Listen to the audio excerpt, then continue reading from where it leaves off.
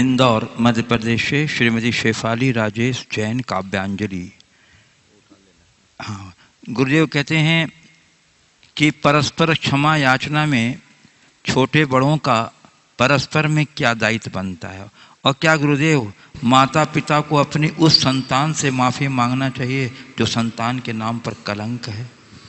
देखिए, जब क्षमा याचना में दायित्व आदि की बातें आने लगे तो क्षमा क्षमा है ही नहीं। जहाँ कंडीशन है वहाँ क्षमा कहाँ? आपका मन ही साफ नहीं हुआ, आपका हृदय ही साफ नहीं हुआ तो क्षमा कहाँ? वो तो क्षमा की नौटंकी होगी। अगर मेरे मन में किसी के प्रति क्षमा का भाव होगा तो वो व्यक्ति छोटा हो या बड़ा सबसे क्षमा मांग ले। हमारे शास्त्र तो एकेंद्री से भी क्षमा मांगने की कहते हैं। तो ये मत देखो कि वो बड़ा, मैं बड़ा हूं वो छोटा है तो मैं क्षमा कैसे मांगू। अरे इसी ईगो को गलाने का नाम तो क्षमा है। अगर गलती हो और गलती का एहसास होता है तो बड़े को भी छोटे से क्षमा मांग लेना चाहिए, और छोटे को अगर गलती का एहसास हो तो बड़ों के चरणों में गिर जाना चाहिए। जहाँ तक कुल पर कलंक लगाने वाले पुत्र से क्षमा मांगने का सवाल है तो भले वो कुल कलंकी है, उसके प्रति मन में गांठ नहीं होना चाहिए। क्षमा मांगो, क्षमा करो, ये बात अलग है कि हम क्षमा मांगने और क्षमा करने के बाद उसे गले लगाएं, ये कोई ज़रूरी नहीं। लेकिन एक बात सदैव ध्यान में रखना चाहिए, कोई कितना भी बिगड़ा व्यक्ति हो, सुधार की संभावनाएं सब में शेष रहती है। यदि कोई व्यक्ति गलत संगति का शिकार बनकर या परिस्थितिवश कोई गलत मार्ग में चला गया, आपके कथनानुसार कुल कलंकी भी हो गया,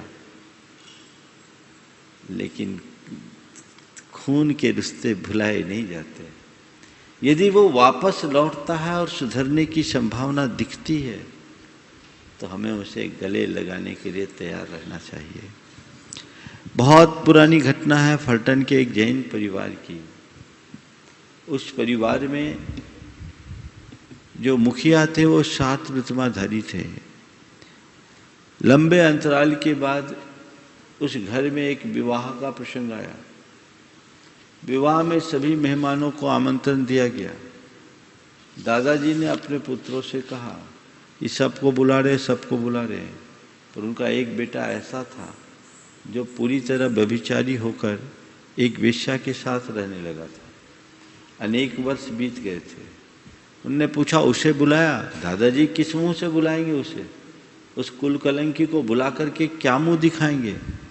दादाजी ने कहा, बेटे, खून के रिश्ते से भुलाए नहीं जाते, मैं कहता हूं उसको बुलाओ। दादाजी का घर पर बड़ा प्रभाव था और वो बड़े उदार विचारों के थे। उनकी बात को कोई काट नहीं सका और एक व्यक्ति जाकर के घर में उसको सूचना दे दिया, घर में शादी है, दादा ने बुलाया है, आना है तो आ जाना। तिरस्कार का उत्तर भी तिरस्कार में मिला, अभी फुर्सत नहीं है, देखूंगा। ठीक विवाह के दिन ढेर सारे मेहमान आए, पर दादाजी की आंखें केवल उस युवक को तलाशते रही। जब वो नहीं दिखा, उनने अपने पुत्रों को बुलाया। बोला, उसे बुलाया था? बुलाया था। वो आया क्यों नहीं? किस मुंह से आएगा? कौन गया था बुलाने? ये गया था। क्या बोला था? कह दिया था घर में शादी है, दादाजी ने बुलाया, आ जाना तो आ जाना। बोला, ऐसा नहीं होता। वो सीधे घर से निकले और उसके घर की ओर बढ़ गए। देखो उदारता, उसके घर की ओर बढ़ गए। दादा को अपने घर की ओर आता देखकर वो तो एकदम हकबका गया कि ये कैसा, मुझ जैसे कुल कलंकी से मिलने के लिए इतनी पवित्र आत्मा आ रही है। दादाजी उसके घर पहुंचे, उसके पहले ही वो घर से नीचे उतरकर सीधे उनके चरणों में गिर पड़ा। कहा, दादाजी मुझे माफ करना, मैंने बहुत अपराध किया, मेरा मन कचोटता था। कई बार मेरा मन होता तो था कि मैं आपके वापस घर चलूं, पर मुझे लगता था अब मेरे लिए घर में जगह नहीं। लेकिन आप धन्य हो, आप धन्य हो, आपके हृदय में मेरे प्रति ये जगह है। इसने मेरे सारे मन के मल को धो दिया। उसने अपने आंसुओं से दादाजी के चरणों का प्रक्षालन कर दिया।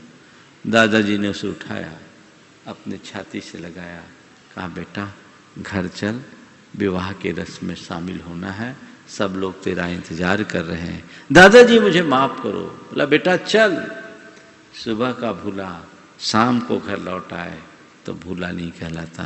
कहते हैं उस दिन वो युवक घर आया, फिर वापस लौट कर नहीं गया। तो ये भी एक क्षमा करने का तरीका है। अगर ऐसा विशाल हृदय हो तो काम ऐसा भी किया जा सकता है। एक बात सदैव ध्यान में रखना, उपेक्षा और तिरस्कार से हमेशा द्वेष बढ़ता है और प्रेम और आत्मीयता से ही प्रगाढ़ता बढ़ती है, प्रेम बढ़ता है। तो प्रेम से ही प्रेम को बढ़ाया जा सकता है।